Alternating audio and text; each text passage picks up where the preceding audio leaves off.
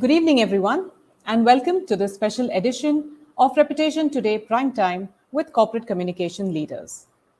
This edition of RT PrimeTime is presented in association with Kaizen.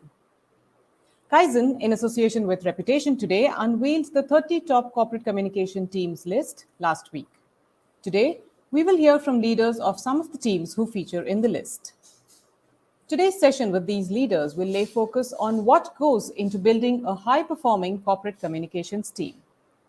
The panelists for the discussion today include Mosmi Haldar Ghosh, Director and Lead of External Communications at PwC India; Senjam Rajshekhar, Head of Global Communications at Mobile Premier League; Shalini Singh, Head of Corporate Communications and Sustainability at Wholesome India; Sudeep Bhalla, Head of Communications at Tata Motors; and Surangana Chatterjee, Director, Corporate Communications at Fiserv Global Services. The panel will be moderated by Vineet Handa, Founder and CEO at Kaizen. A warm welcome to all our panelists. I also welcome all those who have joined us live on YouTube today. Please tweet your learnings using the hashtag RTPrimetime and don't forget to tag our partner at Kaizen.com along with Rep Today Mag. Over to you now, Vineet, to steer this discussion ahead.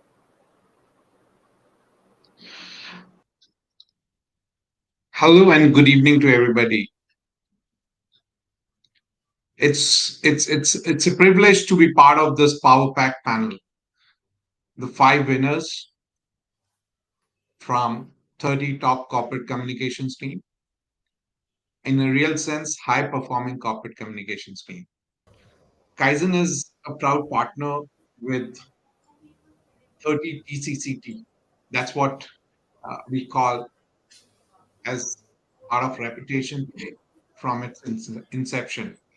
And it's an amazing to sort of moderate the most powerful Corpcom leaders today.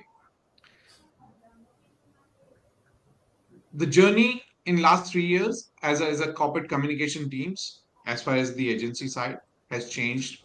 The whole role of a corporate communication team has changed in last few years. And today we try to see what does it take for all these leaders who are sitting here with us today. What does it take to make these high performing corporate communication team? Welcome all panelists. My first question is to all of you. If they can share certain insights on 2 basic points, what did it take for you to get into this list? What is it what you're doing differently to achieve this? You know, being top 30 list is amazing.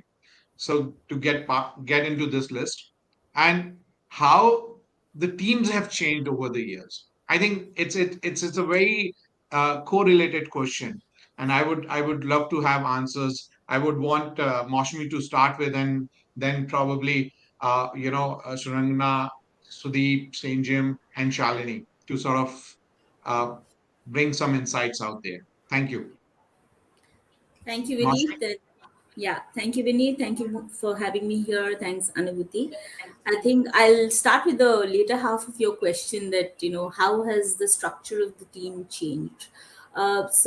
If we go a couple of years back, I think corporate communications was all about doing PR and managing reputation, etc. But today, especially at PwC, we have a very futuristic team structure which enables us to support business teams with integrated communication. So, right from content to PR to digital marketing to internal communications, creative services, video production, we have a full suite of offerings. So, in many ways, today we are an in house agency for PwC India. I think that essentially links to your other half of the question, that what did it take for us to come here? I think, yes, that structure, and you can only imagine the volume of work that we do across the gamut.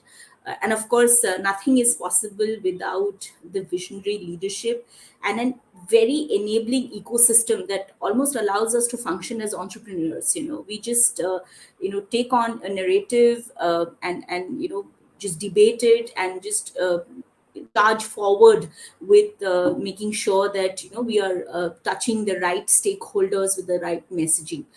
So in all, I think these are the kind of things that has helped us reach this list. And many thanks to all my teammates, and especially our leaders, Nandini, who's the chief communication officers, and we are 38 of hers, 38 of her generals, so to say, who are managing this huge mandate. So yeah, very proud to be part of this Wow. list.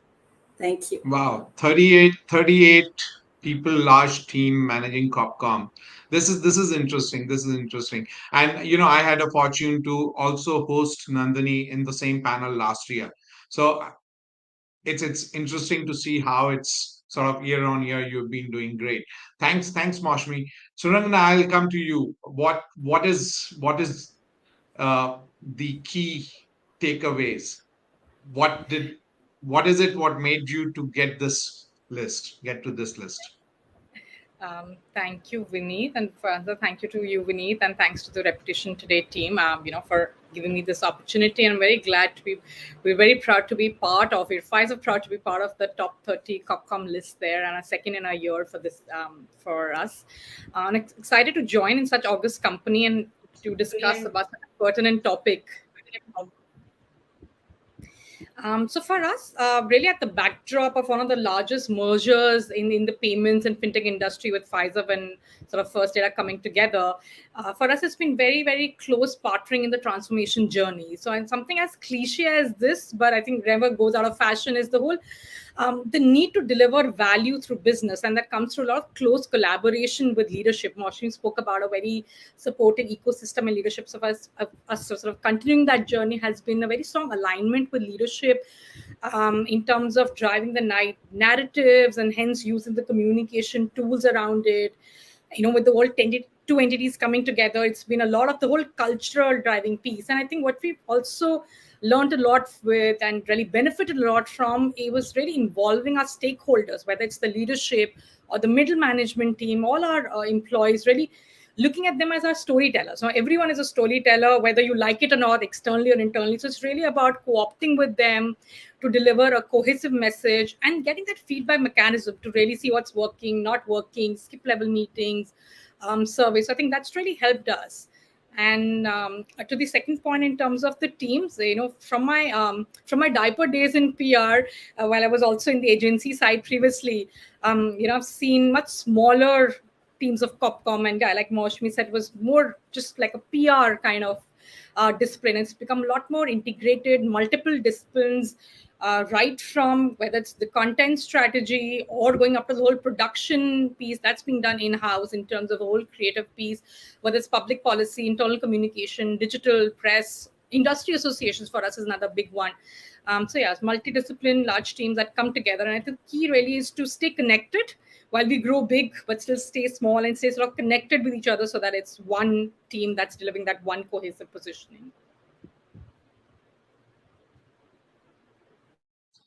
I think this is great, and especially when you are looking more from a global services point of view, it's interesting to see how you cooperate and work closely with the global teams and make sure that still winning awards here in India, which we've been seeing. That's great, Ramna. Congratulations, Mr. Bhalla.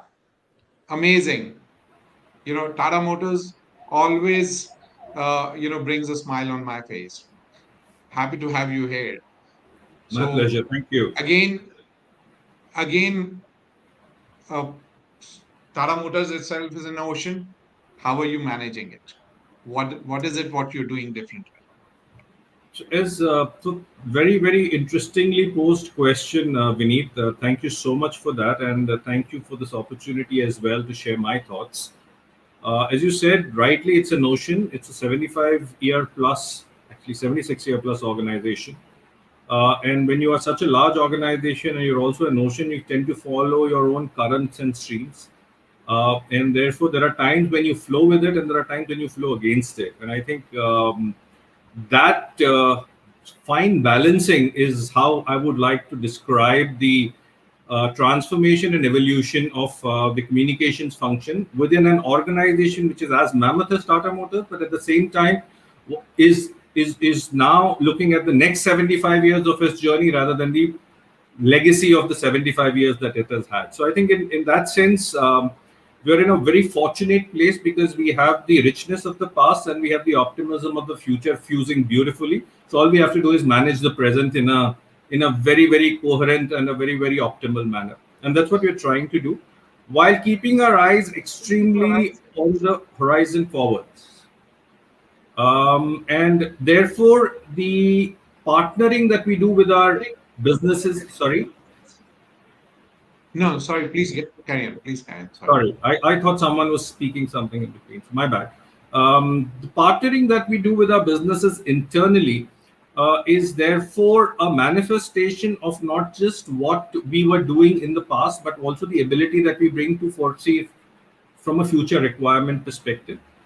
And we work extensively across all businesses, across all functions within the organizations, across all geographic locations. So being a very small team in a very large organization brings a very distinctive advantage to us because we understand how the whole organization is assimilating, both culturally as well as from its own vision and mission, and how that's being driven down in every corner and every department of the organization. It helps us sort of play the role of an anchor in some ways.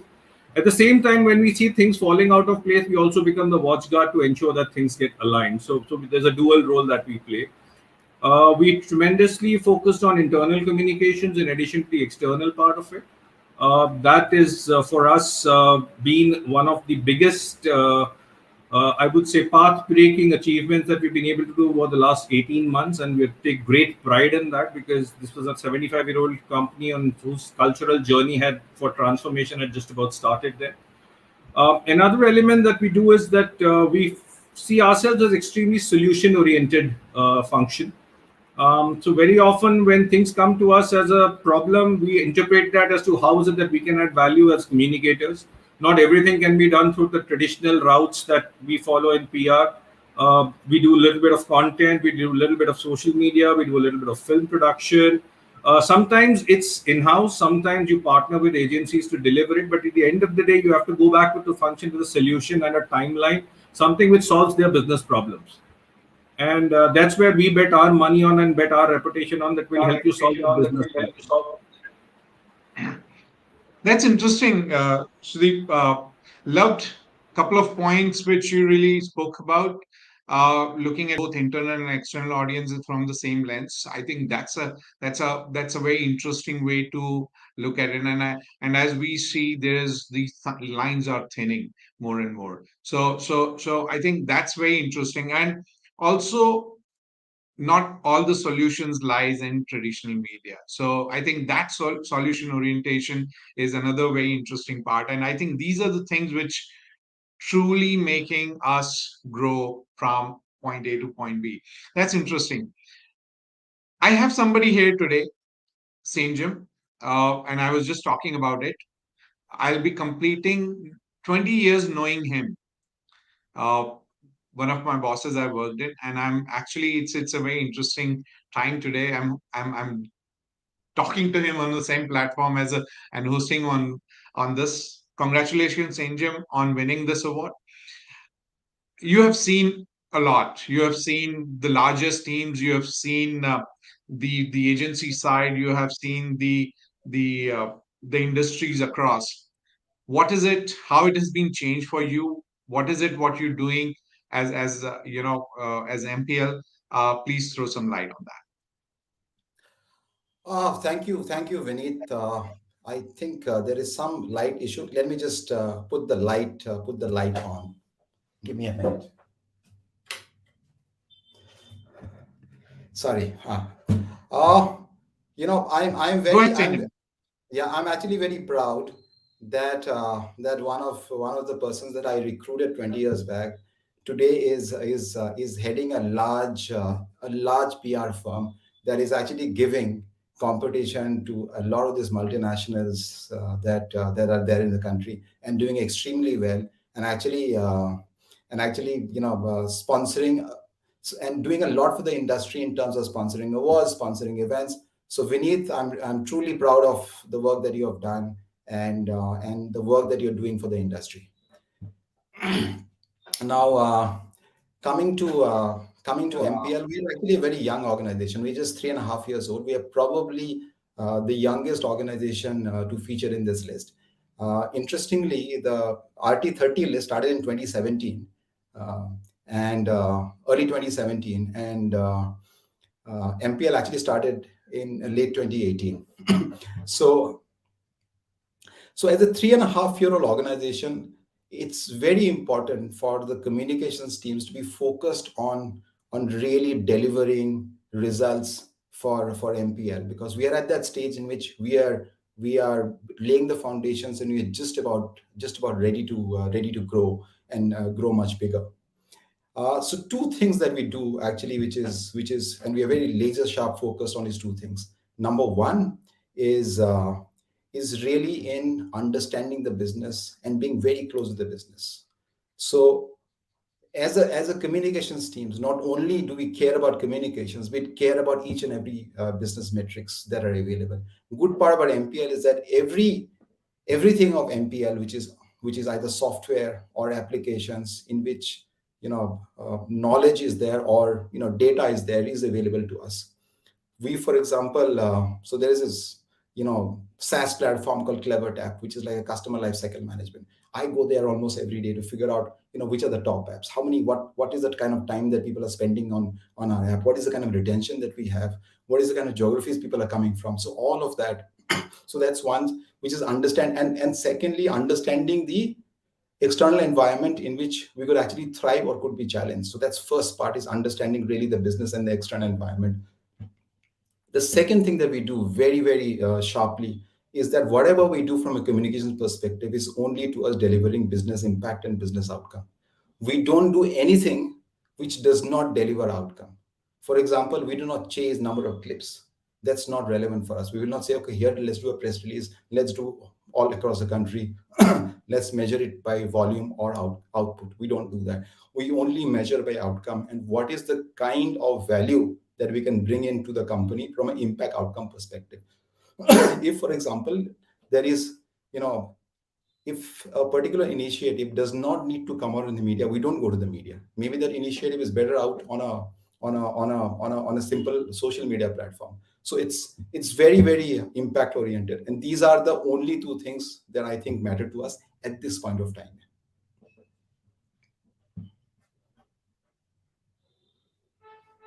Vineet, I think you're on mute. Yeah, sorry, apologies. Thank you for all your appreciation. Yeah, it's always great to hear good things from the bosses. Uh, the next in line is Shalini. Shalini, 25 years in the industry now. Amazing journey. And you actually, not only corporate communications, you also hold sustainability function for also. We would really love to understand how you're managing the corporate communication role, and of course we'll come back to you on a sustainability part, because I think those lines are thinning, and your role itself says that how those lines are thinning. So Shalini, please throw some light on your thoughts on how you could make to the list, and what you're doing differently. Thank you, Vineet. And I want to take this opportunity to thank Reputation Today to recognize our work at Wholesome India, which has two operating companies, ACC and Ambuja Cements, as its flagship companies in India. Part of the focus for Wholesome worldwide and in India, and part of the reason why I was hired was largely to build brands with purpose. And therefore, that's where communication and sustainability marry. Incidentally, I am not handling sustainability function only for Wholesome India, but I was also the Chief Sustainability Officer, the Chief of Communications, and Chief of CSR for Tata Power in my earlier avatar. So for me, this comes very naturally. I do, in my career of 17 years in Tata Power and a year and a half in Wholesome India, believe that building purpose-led brands with authenticity is my personal passion and the focus that I look for when I take assignments, in industry. And I think this has been the core focus for both ACC Ambuja, starting with the corporate sustainability campaign, the first one for both the companies in India, hashtag Change the Story, building a very good advocacy to support sustainability agenda through employer branding programs called Be Social, where we have almost close to 600 employees who advocate green practices and how they support it through owned media. I largely build brands through new age media, and it's come very handy in this entire COVID period, where we've been able to create excitement to build a better future, for our brands, and a better thing to do for planet, and to have employees also do good in their own space. Like Sanjam said, I also do not believe in just general measurement. I believe we believe in outcomes as a global entity as well, and therefore we've been very focused on how we can be solution oriented in building a purpose led brand. So even in our campaign, we brought in international technology to say that, okay, we can make a difference, and we can almost close to capture 2,400 single use plastic, and actually burn them in a bin and show how you can go circular. And therefore, it's a beautiful, corporate brand campaign with offshoots of sustainability and business integration. And therefore, I do not believe that anybody who would have been in my position as a communication expert, only been 1.5 years in the company, could have done this without business integration. So I also feel I'm very much about understanding business to the extent of understanding the science of that business, whether it's cement industry or whether it's power or it's manufacturing or it's consumer business. And we incidentally have a face of all of this here. And I think one of the reasons why we stood out is largely because we are ahead of the curve internationally and in India on building a purpose-led brand. And I think I personally feel that that's our claim to fame on this particular platform. I'm also very proud to share that the corporate sustainability campaign that we did very, very effectively, digitally and otherwise, is the winner of Abbey Award this year in the green category, bronze. And just now, IMEX in the environment category, it won gold. So I guess this is again a reinforcement that we are on the right path, and it just gives us great joy that in your own daily race of earning bread, you can do better for the society and for the planet. Thanks, Vineet. Very interesting. Very interesting. You keep on doing a good work and awards will rain. And I think congratulations for all the winning. The other very interesting part you spoke about is how we are moving from mission, vision to the purpose. And I think that's another journey which I think thanks to the corporate communication minds like all of you sitting here, working on it closely. In the next round, I would have certain individual questions coming to you. And idea of these questions are essentially correlating your work to your industry. And I think that would really help us to understand more. And it's a great mix right here. You have the best, the new age businesses, gaming. You have the the the biggest companies out here as Tata's. You have the biggest consulting, PwC. So it's interesting to see how they have really worked. So I'll start with Surangna again here. Surangna, yours is a very interesting model. You sort of probably do not have your customers back here in India. It's more of a GBS model, right? It's a global business services model. Why Copcom is so important for you in India? What is it what you're trying to do here in India which helps you not only in India but globally? And Absolutely, mate. another point which I want to ask you, just to add on to that, does, because Indian fintech market is also globally known, how, whether it helps you as a competition, or it sort of it works other way around for you? Um, Absolutely, means you very rightly said we're a capability center here. So the global services is really a microcosm for Pfizer. It's an engineering and architecture center here, and yes, we're not looking at clients here. So what becomes very critical for us is the whole employer branding piece, and Shalini did touch upon that. So it's all attracting and retaining the right talent. That is of paramount importance to us. And yes, we're a global brand. So while there is a global legacy that we dip into, but we always prioritize and really look at the local flavor to bring in for our associates here. So it's whole positioning of ourselves as an employer of choice. So whether it's attracting new talent out there, potential candidates, or it's even the existing candidates that you want to retain, and especially in this whole age of great resignation, I think that becomes very center stage. So for us, it's really about employer branding and enhancing the whole brand experience, whether external or internal. So from an internal perspective, how we drive different narratives around really positioning ourselves, the whole internal culture, the mindset of engineering and excellence. So there are various platforms that we conceptualize, amplify, and then we drive participation around that really help our engineers sort of come together, collaborate, brainstorm, exchange ideas, and really experiment for the future of fintech that may lie ahead of us.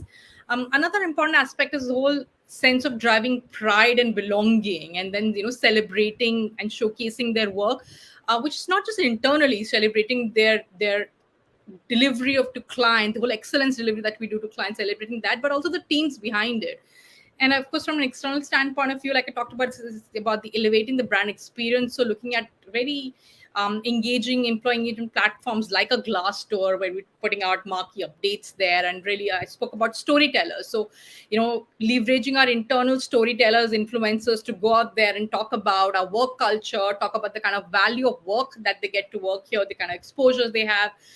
So to build that whole proposition for us as an employer of choice, so we're using those. And another interesting one that we do is around recruitment marketing, when it comes in, working hand in hand with our talent acquisition team. There is the recruitment from a diverse portfolio. So we're in the Pride month, so we do have very, very high on our DNI ethos. So we look at hiring from the LGBTQI community.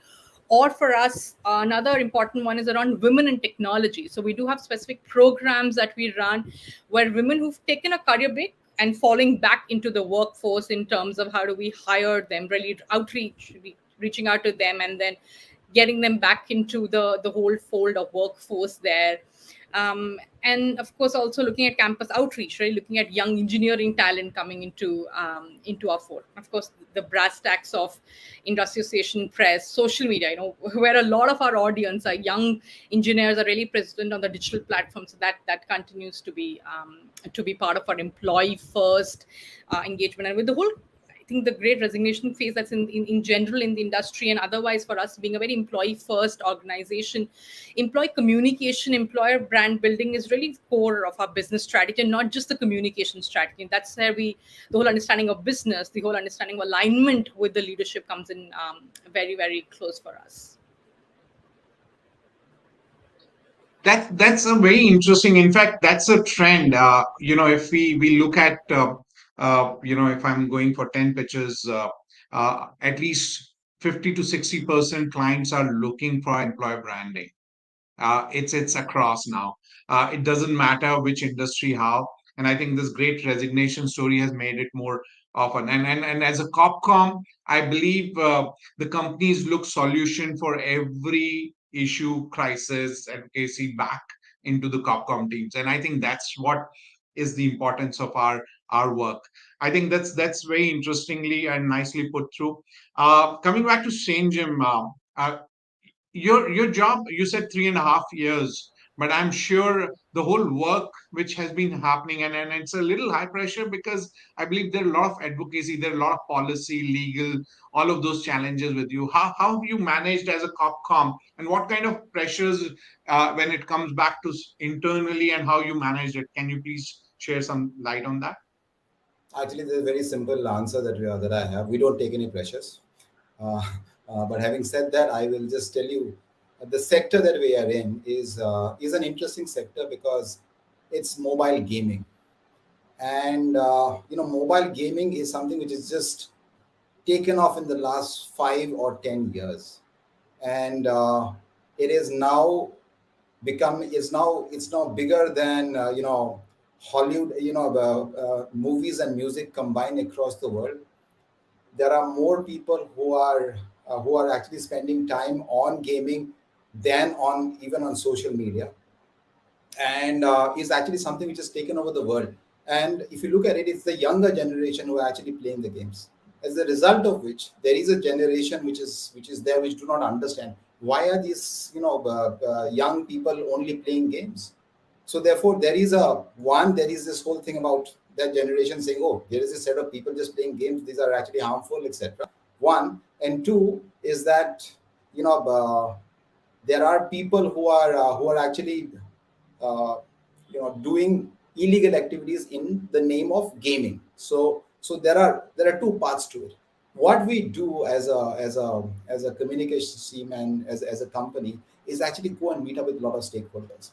We go and meet up with a lot of stakeholders across, and one of the things that I do and do very actively along with our industry association, which is All India Gaming Federation, we just go and meet stakeholders, answer all their questions.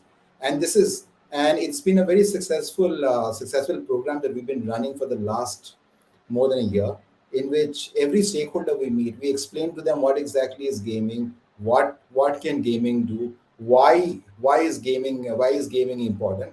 They understand, and we've been able to clear a lot of doubt, a lot of this thing. And it's a slow burn. It's a slow burn. We are actually meeting people one on one. We are meeting people one on many, but people are understanding. And if you look at it, people talk about metaverse now, but the earliest, but the if there are signs of metaverse which is happening, it's really in the gaming world.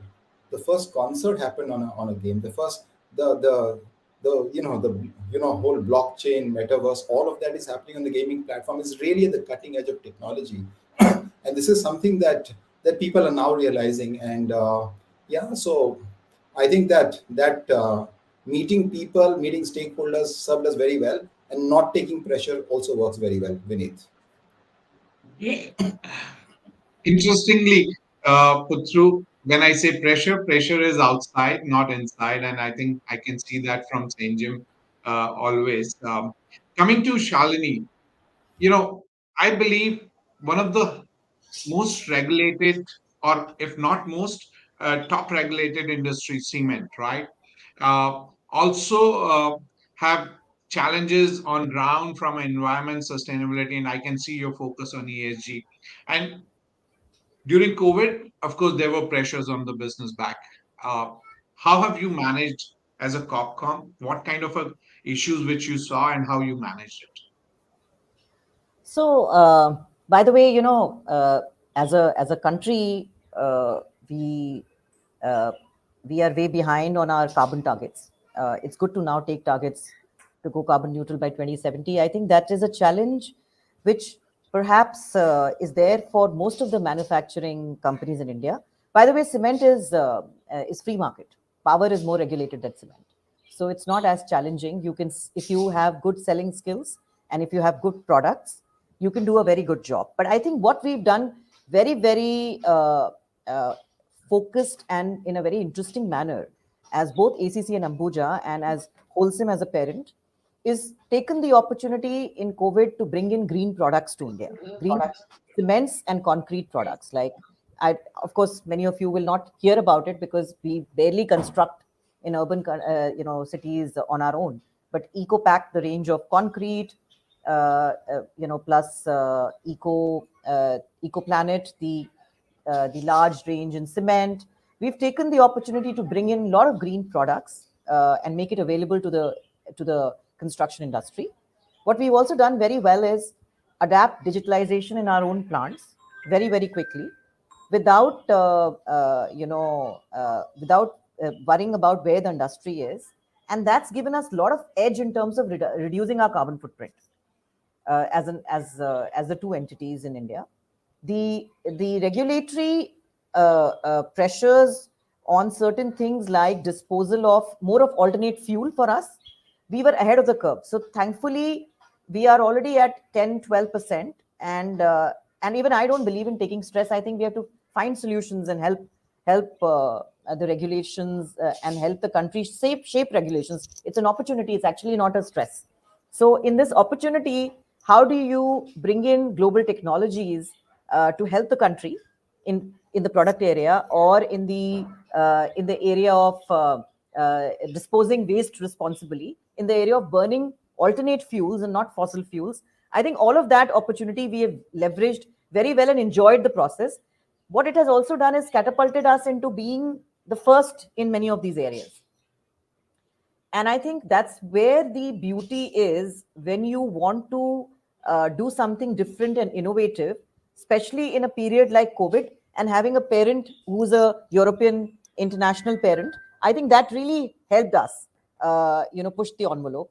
So we really thoroughly enjoyed, I personally thoroughly enjoyed bringing in some of the technologies like bubble barrier to India to collect plastic waste through my program, and through looking at various technology options, which I never had when I was in Tatas, because So what was the communication challenges, and how quickly your customers, whether it's B2B or B2C, adopted these new products, and how seamless was, or and how you manage the communication challenge out there, because any new innovation always comes with a cost. So yeah, if you yeah, can throw some light on absolutely. that quickly. So there were two. I will only talk about two of them, which comes very easily to my mind. One challenge was bringing in EcoPact, the concrete itself, to India, and through bringing in we did various virtual press conferences in the 8 markets that we launched, which was of course studied by our marketing team.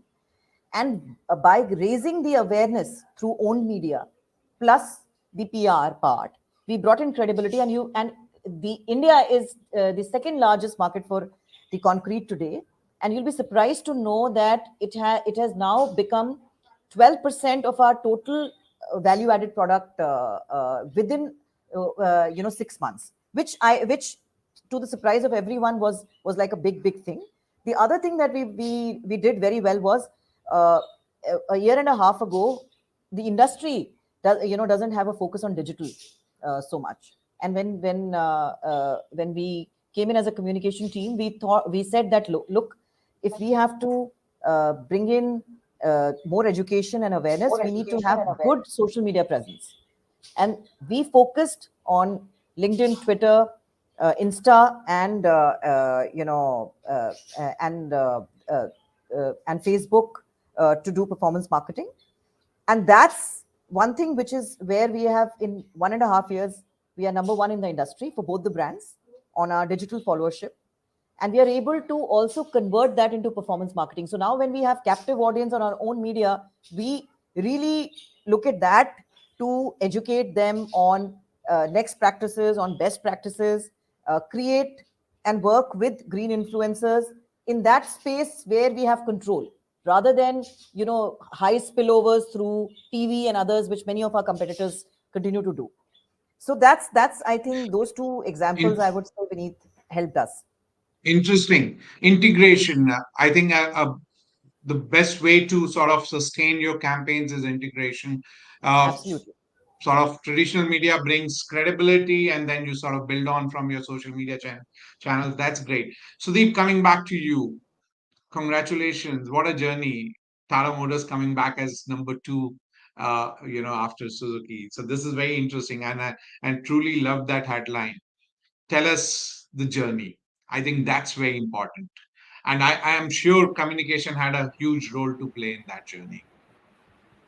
So yes and no to that question, Vineet, because as you can imagine, the vehicles, the ranking is based as the number of vehicles sold every month, right? And that's a very dynamic list in that sense. Yes, we in the last couple of months we have made in the last 6 months we have made entry twice, and obviously our intent and focus will be to ensure that we sustain there. But that's not going to be an easy task. We all know that. But "Lage raho" is the motto out there, and we sort of abide by it. But I think from a people perspective, and especially from a communications perspective, if I could summarize this, One is it has given a tremendous amount of faith, belief, and confidence within the team that yes, there's not a flash in the pan, it can happen, and you just have to do it. But I think if you look at it overall from a journey perspective, FY20, we ended with a market share of about 4.8%, right? And come FY22, it has jumped up to nearly 13%. Now, that's like a 3x growth that you're talking about at a time when the world is sort of not doing too well. Everything from COVID to war to supply chain challenges. I mean, we've been reading all these things out there. It has impacted all of us as well. And despite that, to be able to sustain such growth gives you a tremendous feeling of satisfaction and high, if I could use that word. From a communications perspective, what we had to do was we had to sort of benchmark, and this was, I think, the toughest part of the journey, because the acceleration of the growth and the success had to be communicated in a calibrated manner, right? Because you don't want to go out and there ki boss main first aa gaya, yeah, you don't want to go out there with a feeling or an emotion. You have to be very practical, you have to be very balanced, because these are dynamic numbers. At the same time, you want the right message to go out there.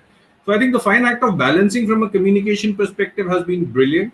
Also, coming from the house of Tatas, there's a sort of culture that you follow. You're essentially not boastful about it, because whatever you do, it has to have more merit, it has to have more depth, there has to be a longevity to it. It cannot be a one-off sort of a situation. So we've been able to moderate that, we have been able to calibrate that in a right manner, and we've been able to build a convincing proposition.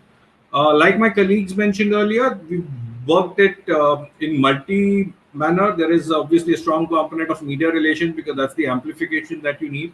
But there's a lot of depth that we have been able to bring with our own content that we have been able to create, just to sort of exemplify and build further confidence amongst the our followers on social media, as well as influencers out there, that what we're talking about is a sustainable proposition. It's about putting, brick by brick, such that you're creating the right monument, and you're creating a firm monument. You're not creating something which is erected in a hurry so that it can collapse. You're essentially ensuring that no matter what earthquake comes, you will continue to stand, and you will continue to thrive. I think that's the message we want to leave out there. And fingers crossed, if you believe we have been able to sort of do that right, then I guess something we are doing right. So thanks to the team for that.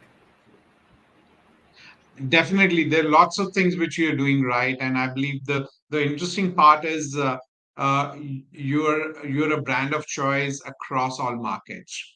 So from a C to A, all. So I think that's another part, and the role communicate as a communicator you have played is interesting.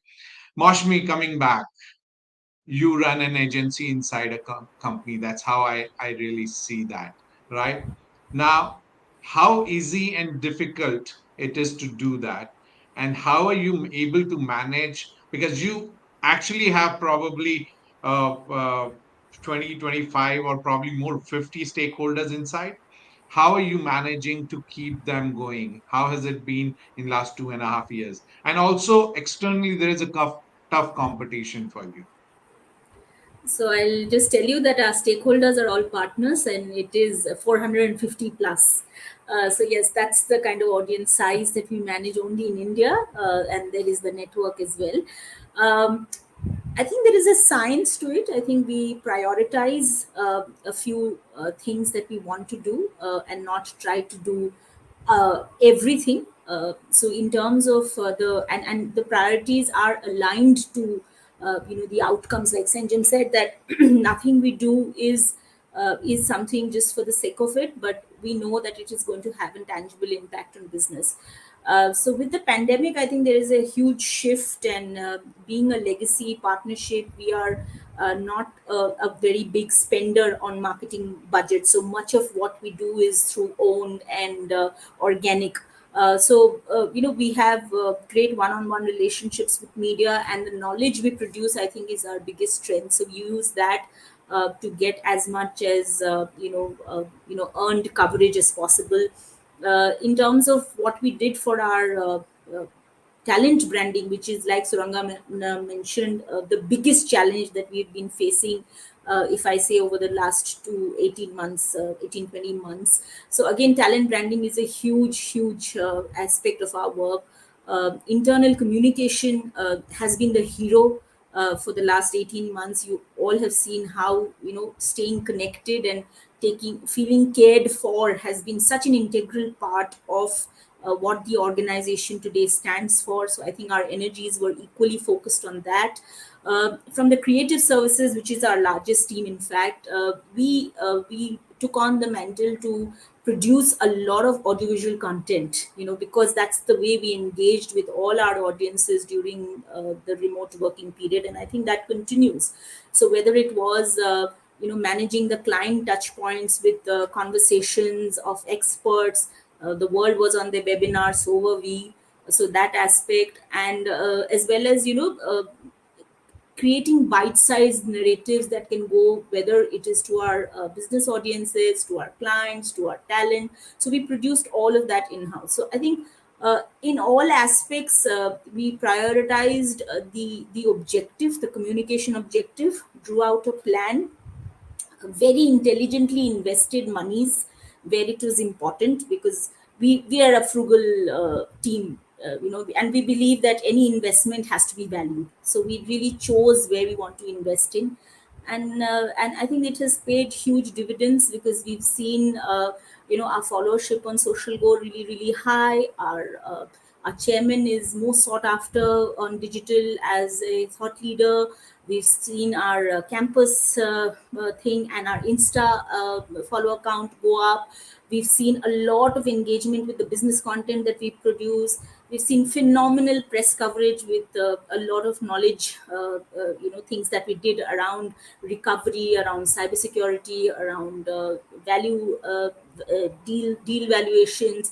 So in all, it has been an incredible journey for the last 18 months. But we've been on our toes, and like I said, as many stakeholders, so it's always challenging. But what keeps us going is that we continuously try to do better, and we do a lot of unlearning. That if we've done something last year in a fashion, we always try and not repeat it. We'll again look at it from a fresh perspective, and try to do something different. So that's all that keeps us going. Very interesting, unlearning. And I think this power packed uh, panel has definitely, last 3 years, have done a lot of unlearning and relearning. Uh, and and I think that's my next question. And a quick answer, if everybody can pitch in. There are a lot of people who are watching this program, or this particular panel, would want to have a dream to join one of these companies in a COPCOM team. I want a couple of quick messages from all of you. Probably, starting with Sudeep, and then go on one by one. What is it what you would look at in your team if you have to hire a suitable candidate? So, a couple of things, Vineet, and a very interesting question. And I'm not going to dwell too much in terms of why, but I'll just tell you what I'm looking for. I'm looking for authenticity, I'm looking for commitment, and I'm looking for the right intent. Those are the only three things I'm looking for. Great, great. That's the attitude, and uh, you know, uh, probably from a skills point of view, Moshmi, Surangana, anybody who you think, what is it? What couple of things you would look at? Yeah, I'll take that. I think in terms of, I fully agree with what Sudeep said, that attitude is everything. But on the skill side, I think what primarily we look at is your ability to consume business content, and content of various shapes and forms, and convert that into marketable assets. I think that is a very big component of what we do in PwC. And secondly, I think we look at an analytical frame of mind. So anything and everything that you do, whether it is to do with data or your performance marketing campaigns, everything has to be analyzed. So one has to have that bent of thinking. So these are the two things at my end. Sanjay, I believe you had a lot of stuff to share here. You've done some different work, different stuff around while in Flipkart and Airtel. Please. Okay, now I have a very different perspective.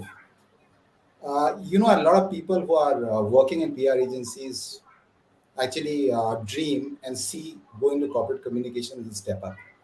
So a lot of people actually, want to, and these are the younger generation today, want to work for 2, 3 years, 4 years, and then jump onto corporate communications. What I'd actually like to see is a world where there is a seamless movement from corporate communications to PR agencies and PR agencies to corporate communications.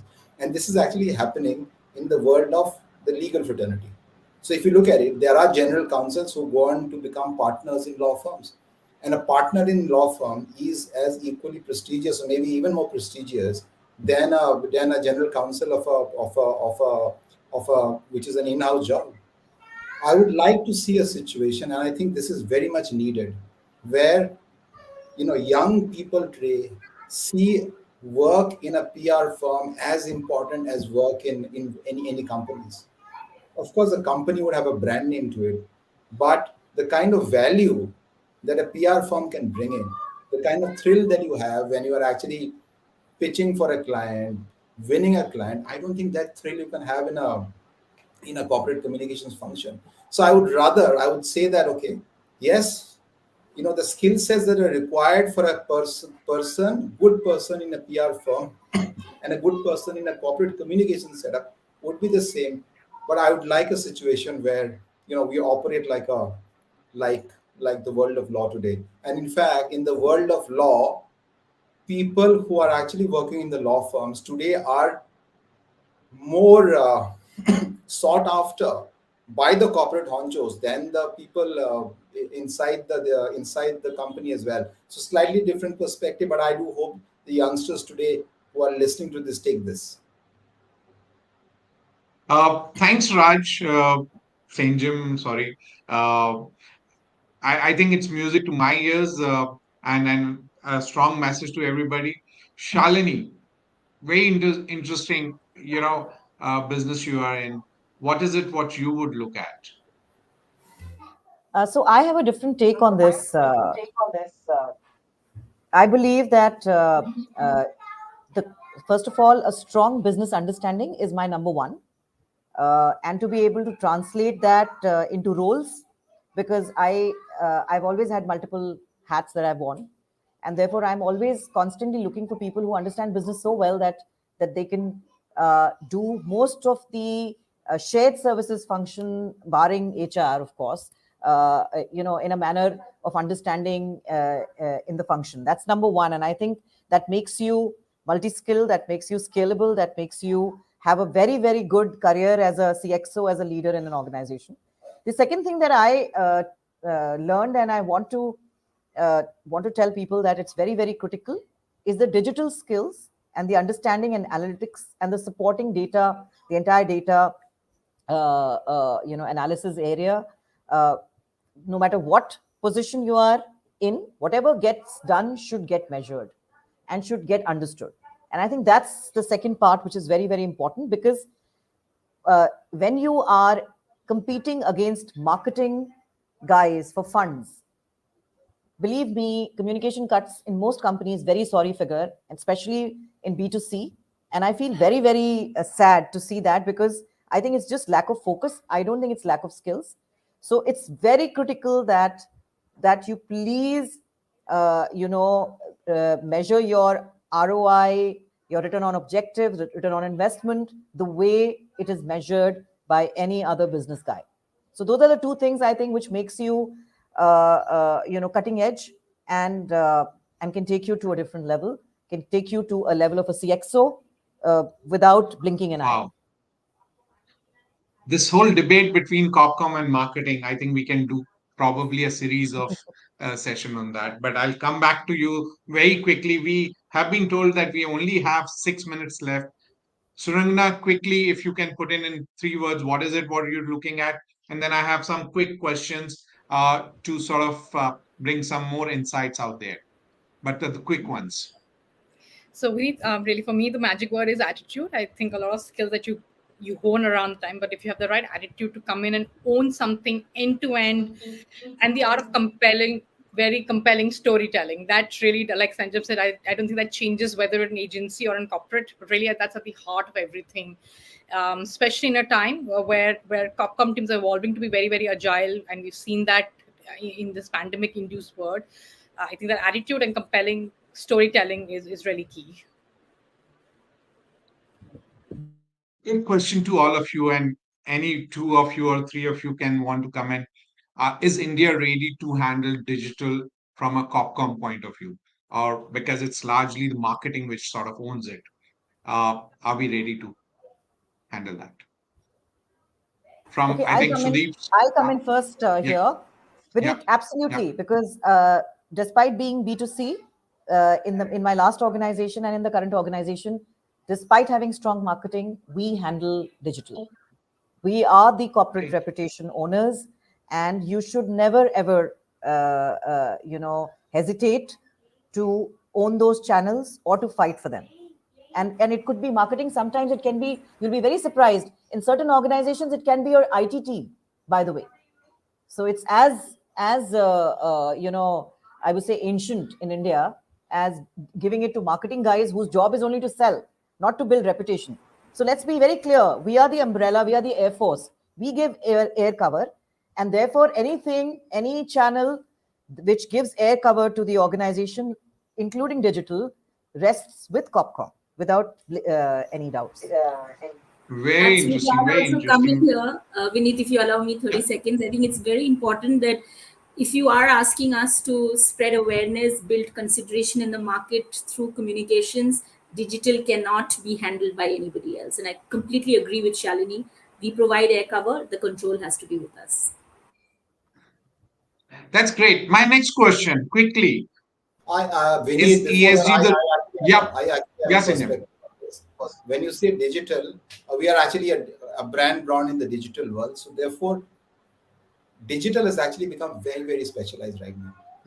So if you look at, let's say, SEO as part of digital, there are very, very specialized people who do only SEO within the company, and specifically doing digital marketing. Let's say, for example, performance marketing, which is like a very, very specialized field. So I would say that digital as an umbrella term is probably not right.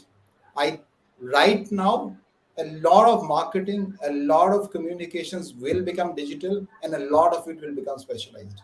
And therefore, you need specialists who are trained in those particular things to actually take it forward. So I would say that yes, there will be a part of digital which will belong to corporate communications only, but there will be a lot of specialist functions who will take over.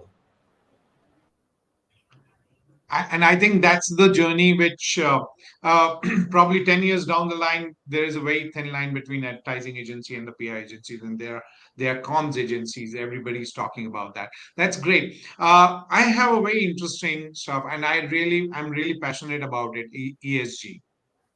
Is it still a buzzword, or is it a reality? Sudeep. Reality for sure. I think the buzzword era has gone by. It's now something that we have to all live by consistently day on day, and you're going to start measuring that extremely critically. We have announced our agenda on that one in some form, and obviously it's being built upon in addition as well.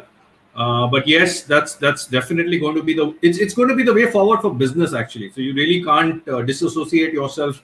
It's only a question of how quickly you internalize it in the way you are operating your own function. That's about it. Do we understand ESG as an industry, or as the other partners, the larger industry? Means I understand from your point of view, Tata Motors, but are your partners, are your suppliers, are your OEM suppliers, are they equipped to handle that? Because until that happens, ESG is incomplete. Absolutely, and especially if you look at scope one, scope two sort of reportage which comes into play, which obviously adds to the entire piece. Yes, there's a lot of work to be done, and obviously it's the big boys who will have to start first and then start the training, start the motivation, make them understand. And some very interesting cases that at least in our journey we are seeing where the bottom up is also working really well. People are coming to us with more sustainable solutions, especially the whole startup ecosystem, the whole green planet ecosystem, which is now coming into play. I We think have those are one more very minute. interesting things. Sorry, Sudeep, I'm interrupting. Shalini, you've been living that. Yeah, for if you had asked me this question 6 months ago, I would have had a different answer. But after COP26, with the country taking a target of going carbon neutral by 2070, it's a mandate. So let's understand that life has changed in the last 6 months, not just for the companies who are doing business in India, but also for the country. And therefore, to align to that mandate, it is only a matter of course, the pressure first comes on the listed firm beneath, okay? But as you move along the journey, the supply chain will have to equip themselves to respond to that, whether it is the EV supply chain, whether it is any non-traditional Got fuel it. supply chain. It will Got it. follow. Mashmi, you've been dealing with 450 partners. You have probably 4,000 companies you PwC deals with. What do you think about ESG? No, Are we ESG is there? And it's definitely not about ESG, it's about the whole value chain from E to G. no, no, it's a definite reality, and we break it into E, S, and G. And both from an internal communications point of view, external communications point of view, I think is absolutely a necessary for all communicators to understand and be aware of how to do the storytelling around the narratives that your companies have started to own. So it's a very big reality for us, both from a business side as well as the internal communication side. Very, very big reality. Thank you, everybody. One last comment from my side. If you really look at today's panel, everybody's name except me and Moshmi starts from S. Uh, and I think that's very interesting. Thank you, everybody. Sanjam, Sudeep, Shalini, Surangana, and Moshmi for joining us today. Once again, a big congratulations on winning the 30 top corporate communication teams in India. We all look forward to see you during Praxis in August. It's just, I believe, 40 days from now, 42 days from now. And that's going to be an exciting. Thanks once again for joining us today, taking out your precious time on Thursday evening, sorry. Apologies. Over to you, Anubhuti. Thank you, Vineet, for this fabulous discussion. Indeed, some great insights there. I'm sure all our learners are going away with a lot of learnings and tons of inspiration today. I thank our panelists, Mosmi, Senjum, Shalini, Sudeep, and Surangana for their time today. Thank you, Vineet, as well. If you have signed up for Praxis, we look forward to seeing you in Chandigarh on 5th of August. In case you missed signing up for this edition, we will be opening registrations for Praxis 2023 soon. Follow us at Rep Today Mag on Twitter, Facebook, LinkedIn, and Instagram for all updates. Have a great evening ahead.